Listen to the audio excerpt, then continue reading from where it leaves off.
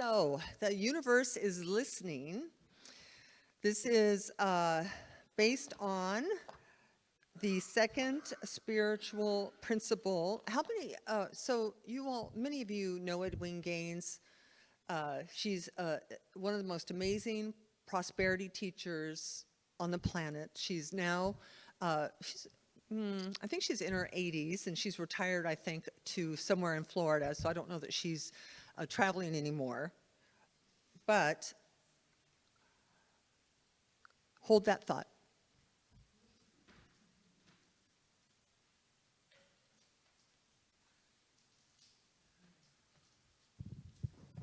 Did you hold the thought? Okay, good, perfect. I knew something was wrong, because I wanted to walk, and it's like, oh, you can't walk, you're tethered. So there are four spiritual principles in her book.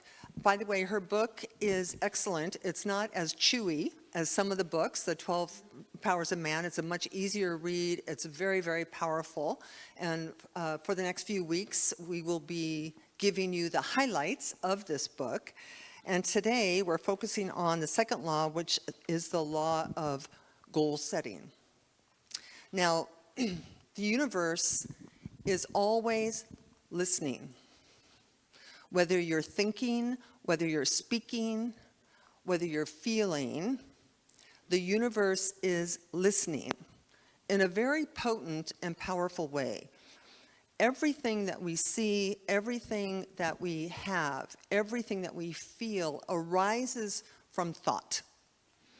The universe, you can think of it a little bit like a mold, and that we're thinking into this mold, so it has plasticity. It's designed in such a way to form whatever it is you're thinking into something. Now, the analogy we use here frequently is planting seeds. You know, in science of mind, we have seed, soil, plant. Seed, soil, plant. So seeds get planted into the soil knows how to grow the seed you planted, and as long as the environment is right, whatever emerges will be that. So if you plant a carrot seed, the universe will grow a carrot, and you will have that carrot in your dinner salad. So thought is just like that when you think, you are planting seeds into the fertile soil of this universe, which knows how to manifest that which you have planted. And the secret here is that the universe doesn't, we call it the law, or the soil. The universe doesn't know how to say no. It doesn't say no, and it's not personal. So it's not as if you could plant a carrot seed and the soil would say, nah, sorry, I'm tired. Or I'm sorry, I don't want to grow a carrot. It can't help but grow the carrot. It's what it does. So when you plant seeds, when you speak, when you feel, when you daydream, when you vision, the universe is listening to see what it is you're wanting to see in your experience. Doesn't this feel like good news and bad news? It is both good news and bad news, because we think the universe isn't listening if we're being mean, or if we're wishing harm on others, or that we're wishing harm on ourselves or bad-mouthing ourselves. We think the universe isn't listening, so therefore there'll be no kickback. But the fact is, the universe is listening. So part of our philosophy, faith, and way of life is to learn how to think. Ernest Holmes said, change your thinking, change your life. If your life isn't everything you want it to be, in every way, financially, spiritually, physically, mentally, if your life is not the way you want it to be, you must have learned by now that you cannot change the outside in order for that to change. The only way you make your circumstances, your stuff, different is to think differently. So This is a wonderful gift given to us by God, given to us by the creator of all things, this power to co-create. And the way that we do that, the tool for co-creation, is our thoughts. So one of the things, so the key points from Edwin's work, one of the things is that we need to increase our bliss tolerance. Well, somebody liked that. We need to increase how much pleasure we will allow ourselves to experience. If you remember last month or the month before, we did Gay Hendricks' book, The Big Leap. And he talked in that book about how each of us has an upper limit problem, which is the limit of joy that we will allow ourselves to experience without sabotaging ourselves and getting back to normal. Some people can tolerate a lot of joy, and some people can only tolerate a little bit of joy. Some people can tolerate a lot of suffering, and some people can only tolerate a little bit of suffering. But Edwin says we have to increase our bliss tolerance. Now, it's kind of the way that we work, the way that humans work, is so how many of you know this term? Oh yeah, it's okay now, but just wait, the other shoe will drop. Sound familiar a little bit? Or we better enjoy it now because it won't last. These are called upper limit problems, where we have an expectation that we actually have a little bit of an expectation that suffering is a little normal, that part of being human means not always being in bliss or not always being happy. I want you to know that that is a belief, not a fact. And that you can increase your tolerance for happiness and joy and abundance and good health by understanding that this universe, God, whatever word you want to use, is pure positive energy. There's no God out there testing you, giving you difficult circumstances so you can grow. Doesn't mean we don't have the circumstances and doesn't mean we don't grow. But that's not God's problem.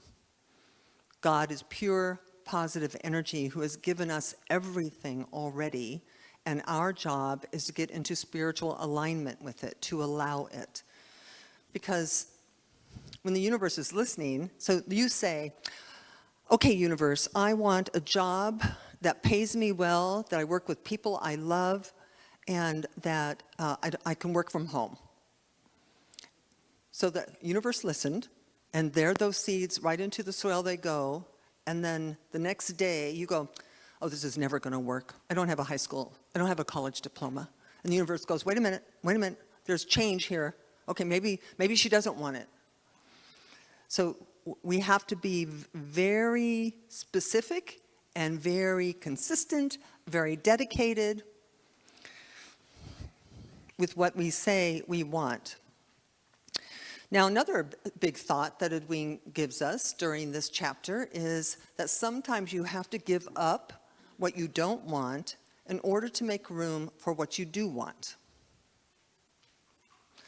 So in some ways, this is very easy. If your closet is packed with clothes that you've owned since you were a size 6, and you're now a size 10, and you want new clothes, maybe you need to give away the clothes you don't want so that you can have some new ones. If you're in a job that you do not like or don't enjoy and are not thrilled with, it's very hard for the universe to give you a new job. Sometimes you have to give up what you don't want in order to make room for what you do. And this applies to relationships, this applies to jobs, this applies to, if you might have to give up, even though you don't want to, you might have to give up what you don't want, which is like to get up at 6 in the morning and meditate. or go exercise in order to have the peace of mind you do want, or in order to have the healthy, vital body that you do want. I mean, is this making sense? Yes. So,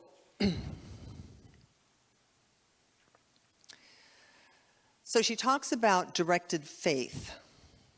Feels like I'm missing a slide here.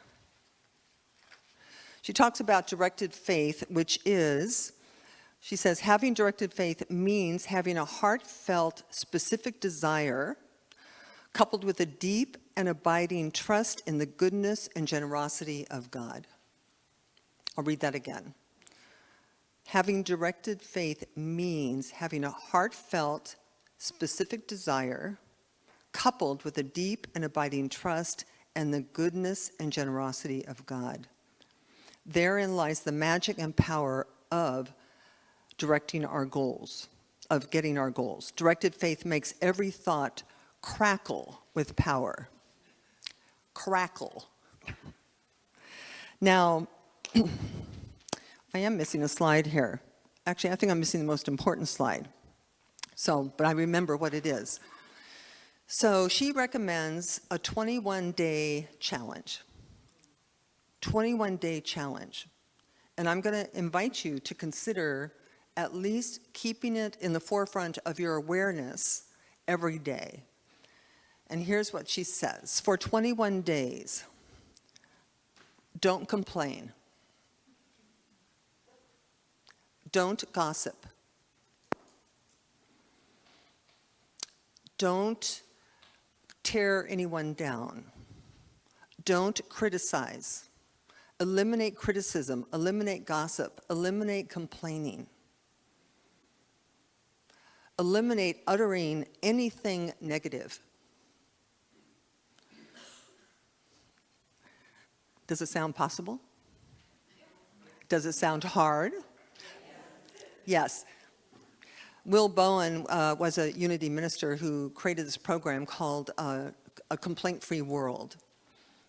And I wish I had them because I would give them to you. And it was essentially the same idea for it's 21 days, by the way, because it says, someone says, ChatGPT says, someone says, that it takes 21 days to change a habit.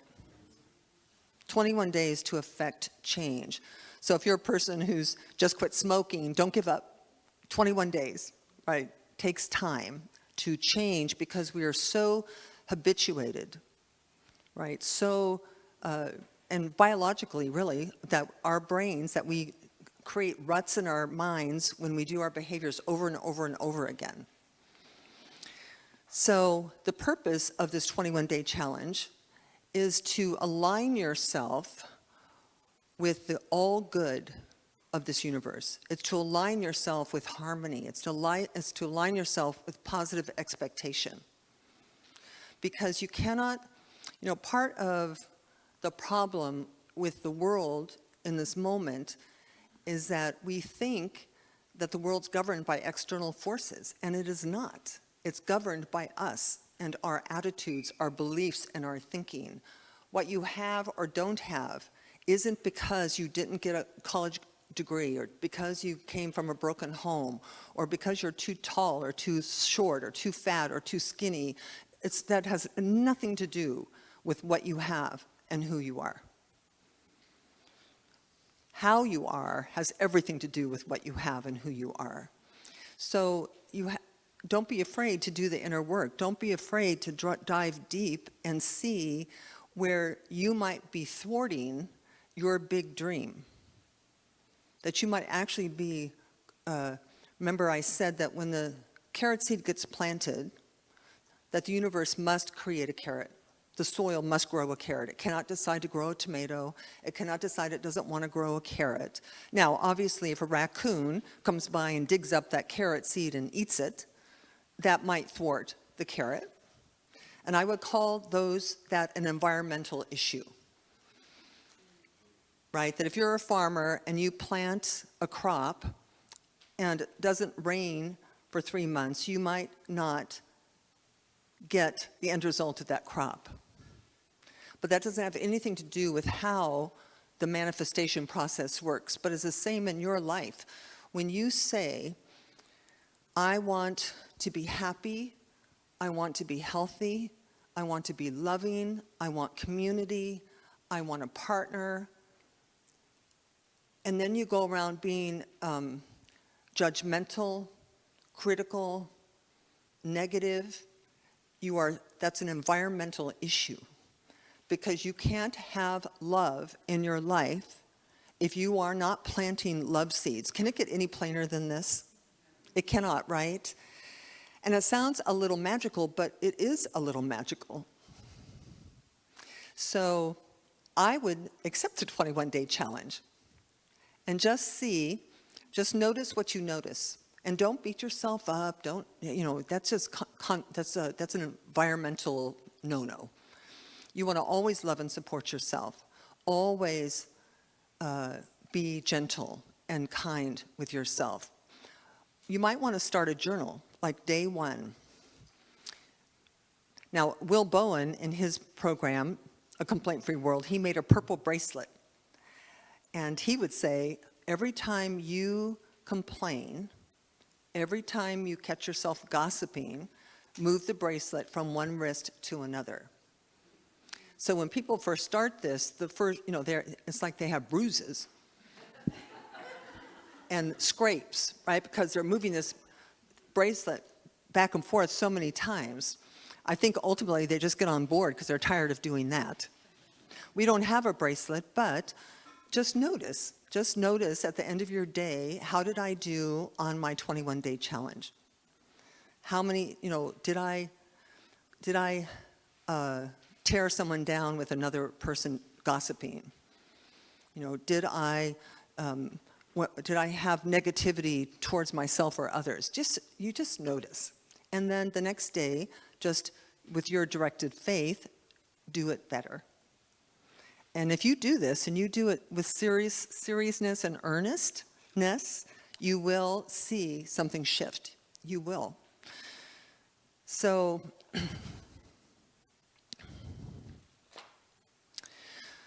on the second spiritual law, and there are 3, tithing, goal setting, forgiveness, and getting in touch with your divine purpose.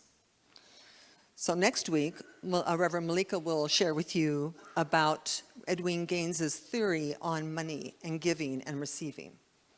And then I'll be back for the second 2 weeks to cover the other 2. But it's a very, very powerful and wonderful teaching that I hope we all embrace. So this is our affirmation for today's talk. Feels like it was fast, didn't it? Do you want me to do something else? Nah. It's Mother's Day. We have to get them to brunch. We have to get all the moms to brunch. You want me to dance? You don't really want me to dance. Or sing either, I don't think. So I'm going to read our affirmation, and then you're going to read it. You're going to shout it all back to me as loud with as much enthusiasm as you can. It is, I clearly tell the universe my deepest desires with faith, clarity, and conviction. I blissfully welcome them all into my life with awesome gratitude. Ready?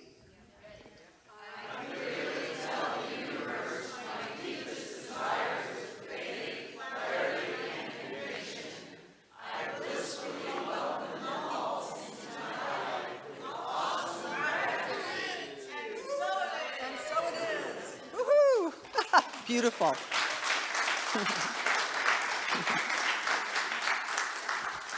I can't even imagine what we're going to grow this summer. Carrots. Or a new car. Okay, carrots. Remember, Mark's reading, big, dream big, think big. The world truly,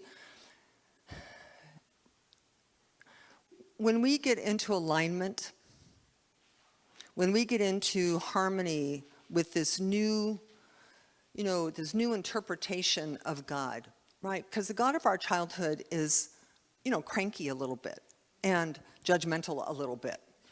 And we think that maybe there's something about her that she likes, humility or suffering, or that he appreciates our sacrifice. Nah, we have a new God. And our new God is loving, generous, kind, supportive. And we want to get into harmony with that, because when you're in harmony with that, you won't be the dam stopping the good from flowing into your life. You will be wide open. You will find, what it does is it makes you worthy. It increases your love of self, because you are unique, individualized expressions of the Creator. Each one of us. So love is who we are. We don't have to get love. We don't have to earn love. We don't have to buy love. We just have to let it be. So our harmonizing is the letting it be part, so that when your good comes to you, you're not rejecting it. You're not saying, oh, no, I don't deserve that. Do you deserve that? Yes. All right, let's do a prayer on this. Let's embody this. Let's get it into our DNA. So if you join me for a moment, just close your eyes if you're comfortable. If not, just soften. Opening our minds and our hearts in this moment to simply allow ourselves to dip down into that space and place and dimension within us that is perfect and whole, that is imbued with the givingness of spirit. To simply know, as we close those outer eyes and open those inner eyes, that we are gazing into love, we are gazing into prosperity, we are gazing into beauty and joy and peace. And that what I know is that it is God's good pleasure to give us everything. We are here to be pure, positive energy, just like God. We are here to thrive. We are here to expand. We are here to grow and to glow for life.